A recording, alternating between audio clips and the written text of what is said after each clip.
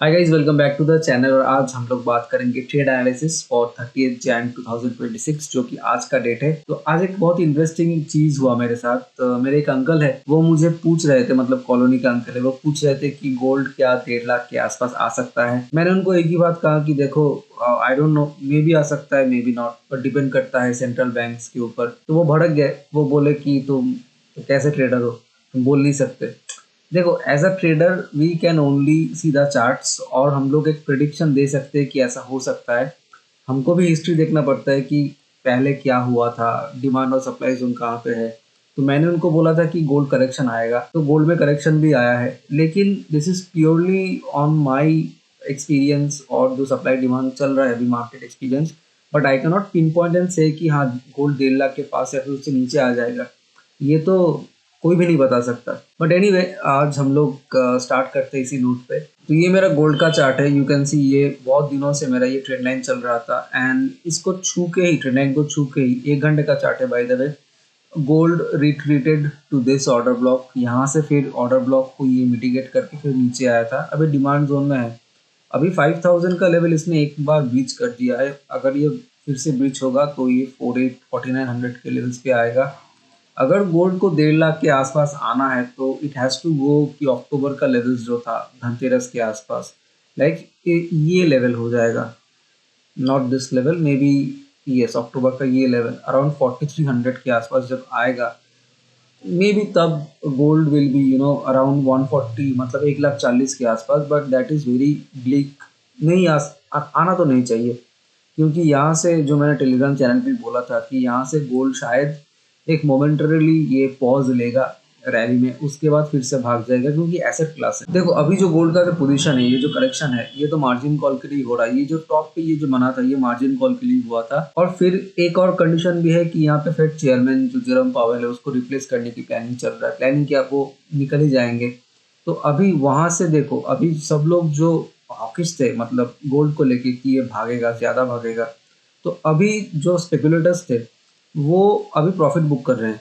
क्योंकि आप देख लो, गोल्ड यहाँ से भागा था this 17 June, I mean 17 Jain, 16 Jain, यहाँ से गोल्ड भागा था।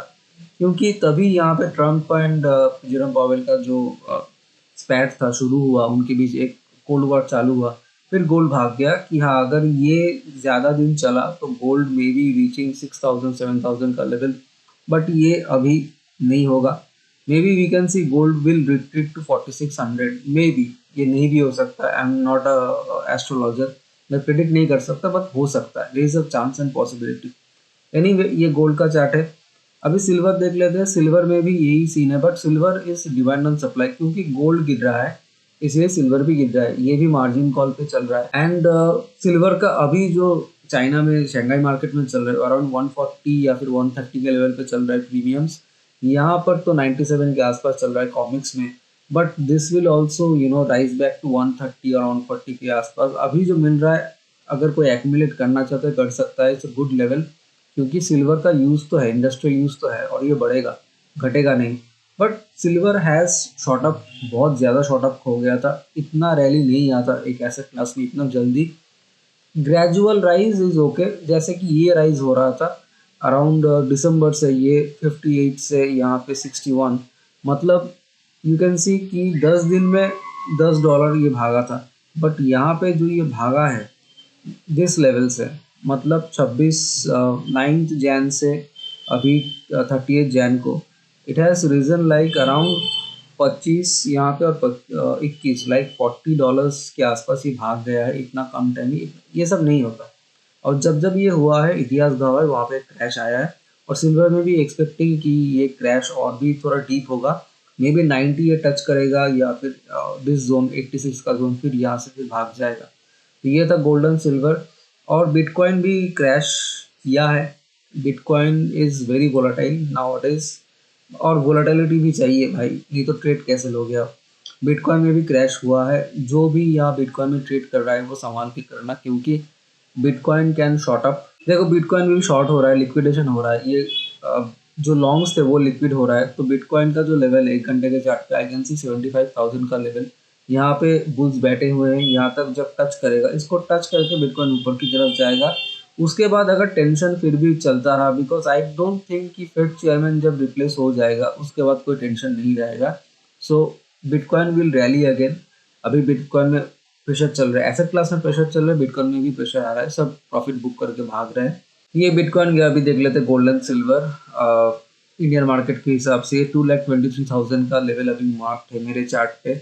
मैं 2.5 लाख के बाद, यस 2,60,000 के बाद I couldn't trade, because mini का जो प्रीमियम चल रहा था वो 70,000 क्रॉस करके अराउंड 1 लाख चला गया था। उसके बाद ट्रेड करना थोड़ा मुश्किल एंड मार्जिन रिक्वायरमेंट आ जाता है। So it was very difficult for me to trade.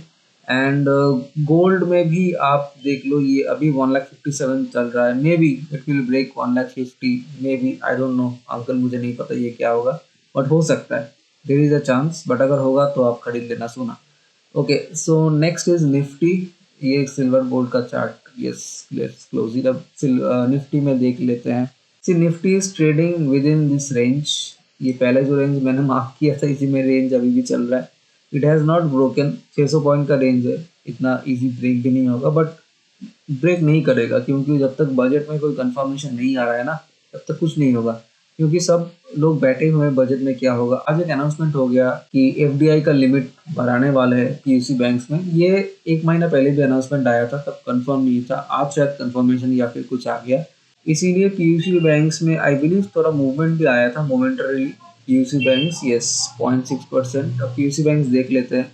1 घंटे के चार्ट में SBI is looking good. It's above the VVF and 9 EMA के ऊपर ही चल रहा है। गुड लेवल, विच मीन्स आज थोड़ा तो मोमेंटम आया था एसबीआई में। यस, ये मोमेंटम आया था 11-15 के बाद। Yes, so there is a possibility कि बजट जब अनाउंस होगा, और बजट का वीडियो आप लोग देख लेना, टाइमिंग देख लेना कि 11 11:30 के आसपास जो मैंने बोला है वीडियो में, उस टाइम पे बैंक निफ्टी मत खरीद लेना, निफ्टी खरीदना, क्योंकि बैंक निफ्टी में अभी मंथली एक्सपायरी चल रहा है, उसका प्रीमियम भी हाई होगा। तो अगर बजट में अच्छा खासा एक रेट कट होता है, आई मीन जो इनकम टैक्स स्लैब है उसमें थोड़ा रिडक्शन आता है, तो वहाँ पे consumer will get more opportunity कि उसको लोन लेने में, उसको लोन आसानी से मिल जाएगा, उसको इंटरेस्ट रेट कम देना पड़ेगा। और autos, reality, consumer, not consumer durables, but autos, reality और बैंक्स में एक रैली, तगड़ा रैली आएगा। सेक्टोरियल प्ले होगा, एक दिन में नहीं होगा कि 1-2 महीने में, 3 महीने में you can see the change in the sector. Banking sector तो अभी भी रैली दे ही रहा है, उतना करेक्शन भी नहीं आया बैंकिंग सेक्टर में। निफ्टी में ज़्यादातर करेक्शन हो रहा है। तो दिस इज निफ्टी का लेवल। सो लेट्स सी कि बजट तक क्या होता है। अगर बजट पॉजिटिव आया तो ये तो टूट के यहाँ तक चला जाएगा, अगर नेगेटिव आया तो ये भी टूट जाएगा, इसके नीचे ही मार्केट घुस जाएगा। फिर थोड़ा डेटा भी चेक कर लेते हैं। यहाँ पे देखो डेटा, एक चीज़ मैं आपको यहाँ पे दिखा देता हूँ। ये 29 जैन का डेटा है। मैंने यहाँ पे स्टॉक्स, फ्यूचर्स और स्टॉक्स को ऐड कर लिया। देखो स्टॉक्स में माइल्ड बियरिश है, और इंडेक्स ऑप्शन में स्ट्रॉन्ग बियरिश, फ्यूचर्स में भी बियरिश है।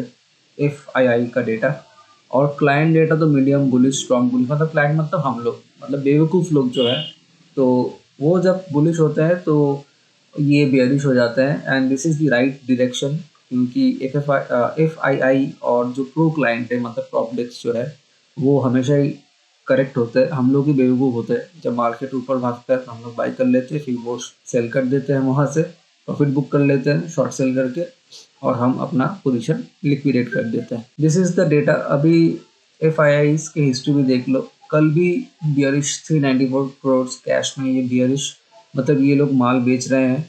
जब तक यहाँ पे कोई क्लैरिटी नहीं आ रहा है फेड की तरफ से या फिर बजट की तरफ से, यहाँ पे अभी बियरिश ही रहेगा। Let's hope for the best for 1 फरवरी। अगर अच्छा खासा बजट निकला तो सबकी चांदी चांदी हो जाएगी। तो क्रूड का एनालिसिस छूट गया तो क्रूड में मैं एक इन्फॉर्मेशन शेयर कर देता हूँ। क्रूड में you can take the position, क्योंकि क्रूड में कजाकिस्तान में एक ऑयल फील्ड में वहाँ पे कुछ डिसरप्शन चल रहा है, वहाँ पे अभी तक रिकवरी नहीं आया है। प्लस ईरान में जो टेंशन चल रहा है, उसी वजह से ये क्रूड में भी you can see the rally is going on. And OPEC से ये न्यूज़ है कि यहाँ पे ये लोग मार्च महीने का जो ऑयल प्रोडक्शन था, वहाँ पे कोई इंक्रीज नहीं हो रहा है, इसलिए एक पॉजिटिव नोट चल रहा है क्रूड मार्केट में, इसलिए क्रूड रैली कर रहा है। अगर कोई ओपेक से थोड़ा बहुत यहाँ पे प्रोडक्शन इंक्रीज हो जाता है अप्रैल के महीने में या फिर मई के महीने में, this $65 will straight come down to $50. Trust me on this. ये मैं दावे के साथ कह सकता हूँ। गोल्ड सिल्वर में I can not predict, but in crude I can predict, क्योंकि मैंने कमोडिटीज़ में अगर 10 साल ट्रेड किया है तो उसमें 6 से 7 साल तो मैंने क्रूड ही ट्रेड किया है। एवरी शाम को 5 बजे से मैं क्रूड ट्रेड करता था। तो I know how OPEC operates. OPEC का एक एक नस रग रग से मैं वाकिफ़ हूँ, उसका एक एक सेगमेंट से।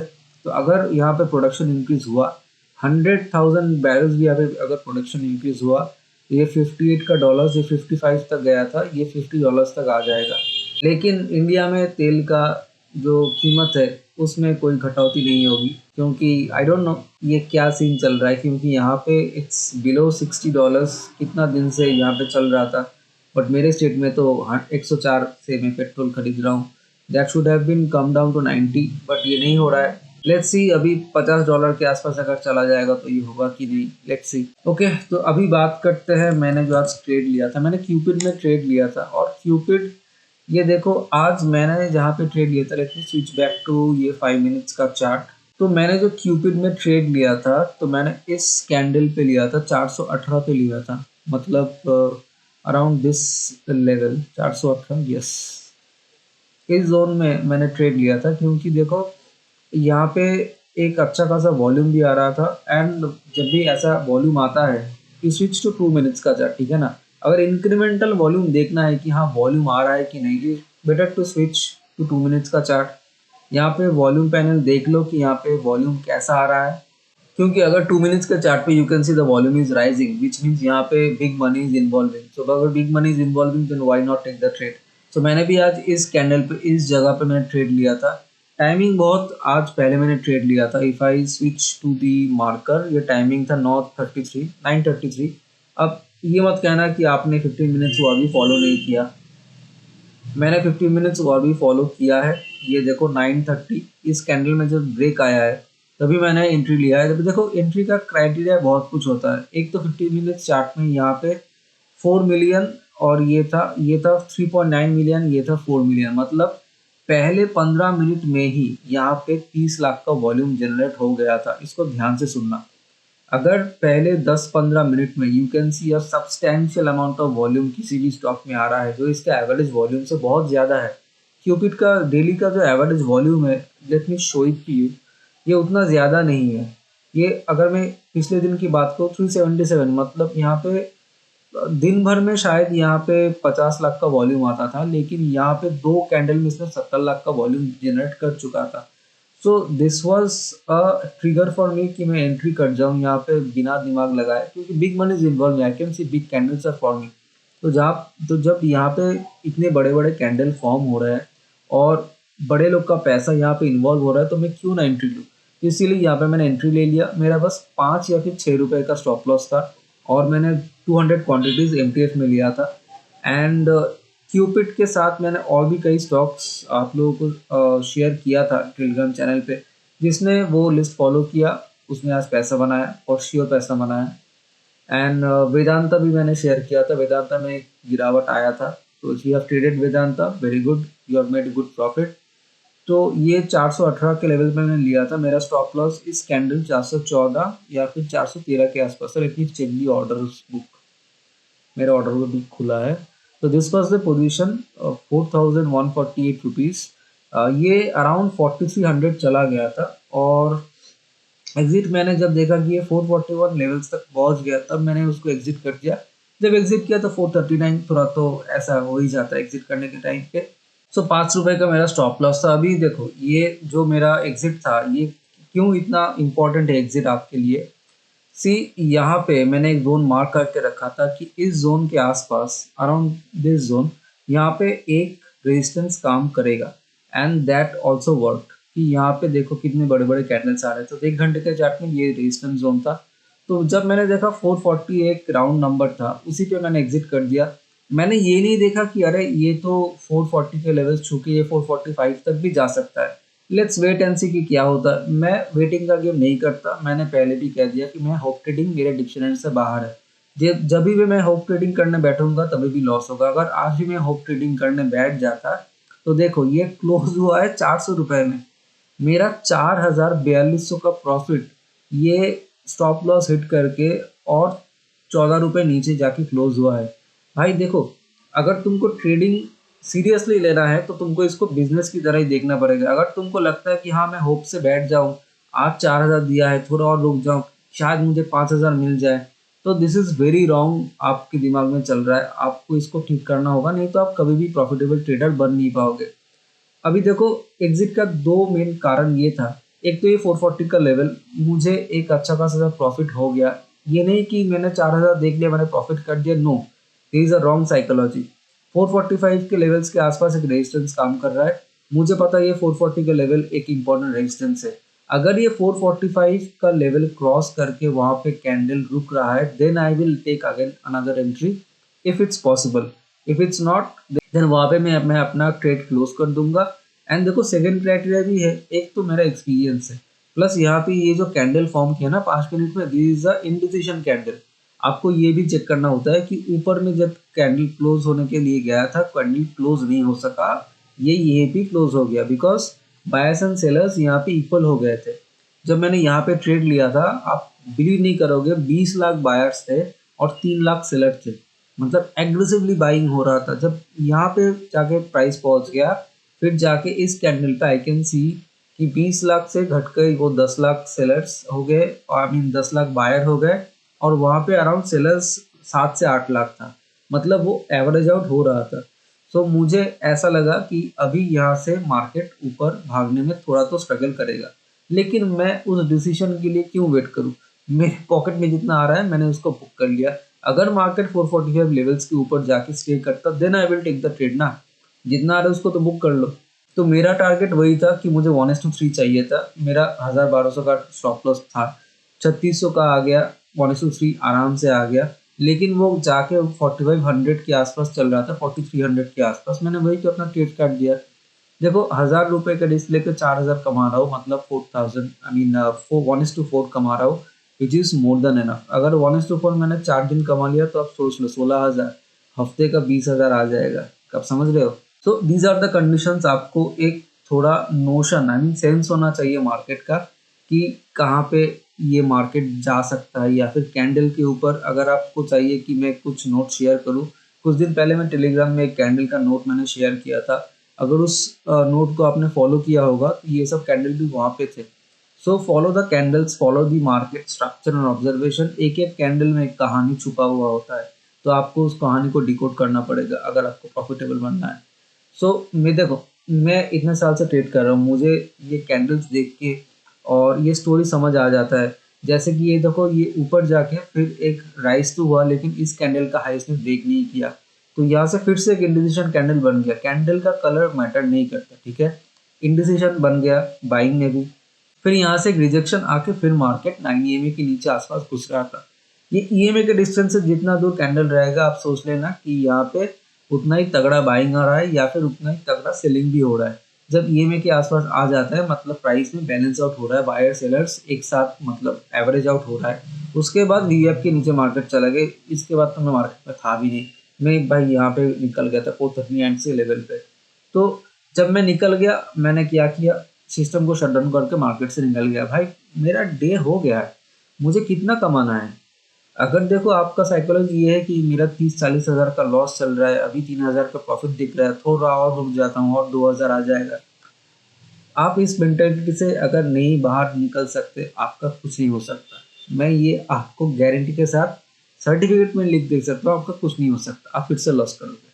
सो अपना साइकोलॉजी सुधारो एंड डोंट वरी। मैं स्कैल्पिंग के ऊपर एक वीडियो लाऊंगा, प्लस साइकोलॉजी के ऊपर भी एक वीडियो लाऊंगा, क्योंकि मैंने जितना देखा है, जो जितने भी लोगों से मैंने बात किया है अपने पुराने इंस्टाग्राम अकाउंट में, लोग कितने ज़्यादा लॉस में बैठे हैं जस्ट बिकॉज कि उनको रिकवर करना है। ये रिकवरी का चक्कर जितना आपको मतलब सताएगा ना, जितना आपके मेंटल में एक प्रेशर लाएगा कि हाँ मुझे रिकवर करना है, उतने ही आप घाटे में जाओगे। तो ये दिमाग से निकाल दो कि मेरा 50,000 या फिर 5 लाख जो भी आपका लॉस चल रहा है, मैंने मार्केट को दिया। अब मुझे एक दिन में तो 5 लाख भाई नहीं आएगा। उसके लिए आपको गोल्ड सिल्वर में ट्रेड करना पड़ेगा। और अभी जो मार्केट में गोल्ड सिल्वर का वोलेटिलिटी चल रहा है, सो यू नेवर नो, आपने 2 लाख डाला, 50,000 का स्टॉप लॉस चला गया। तो मेरा सजेशन यही रहेगा कि take single step a day, थोड़ा थोड़ा पैसा कमाओ, 2,000-3,000 कमाओ। देखो, अगर आप 3,000 रुपये डेली कमा रहे हो, let me put it on the board also. Suppose आपका 30,000 का लॉस है, ठीक है, ये 30,000 का लॉस है, ओके। तो आपको ये अगर ये एक दिन में रिकवर करना है तो भाई तो आप ये मतलब ये सुसाइड हो जाएगा, ठीक है ना? आप कहीं से भी कैपिटल लाओगे फिर एक दिन में रिकवर करने जाओगे, ये सुसाइड है। अभी इसको आप डिवाइड कर दो ना 3000, 10 दिन में आप कमा लो ना 30,000, क्या जाता है? बस एक ट्रेड लो या फिर दो ट्रेड लो, 1500 पर ट्रेड आपको इनकम करना है, 20 ट्रेड हो जाएगा आपका, 30,000 तो ऐसे ही हो जाएगा। ठीक है, सो धीरे धीरे स्टेप्स लो, मार्केट को जितना आप दिया है उसको एक फी समझ के आप एक्सेप्ट कर लो कि मार्केट को मैंने सीखने के लिए दिया था, तो उसी मार्केट से आप थोड़ा थोड़ा करके कमाओ और 30,000 हो या फिर 3 लाख हो इसको रिकवर कर लो। एक दिन में करने जाओगे तो फंस जाओगे। तो okay, this was the trade analysis video for 30th जनवरी 2026। आज हमने डिस्कस किया निफ्टी, मैंने जो ट्रेड लिया था उसके बारे में डिस्कस हुआ है। एंड संडे को बजट है, सो बजट का वीडियो देख लेना, मैं बार बार कह रहा हूँ, क्योंकि अगर ट्रेड नहीं लेने का मन है संडे को तो मत लो, बिकॉज ग्लोबल मार्केट बंद है, सब मार्केट बंद है, इंडियन मार्केट बस खुला है due to budget. And Sunday को ज़्यादा लॉस मत लेना, अगर संडे को ज़्यादा लॉस ले लोगे तो मंडे को मोटिवेशन नहीं मिलेगा ट्रेड करने के लिए। So just check the levels, देखो अपना लॉस एपिटाइट देख के ट्रेड लो संडे को, अगर मन नहीं करता मत लो। मैं भी शायद संडे को ट्रेड ना लूँ, अगर नहीं मन कर रहा है तो मैं नहीं लूँगा trade. So that's it for today. And subscribe to the channel, video को लाइक कर देना अगर कुछ इन्फॉर्मेटिव आपको इन्फॉर्मेशन मिला मेरे वीडियो से।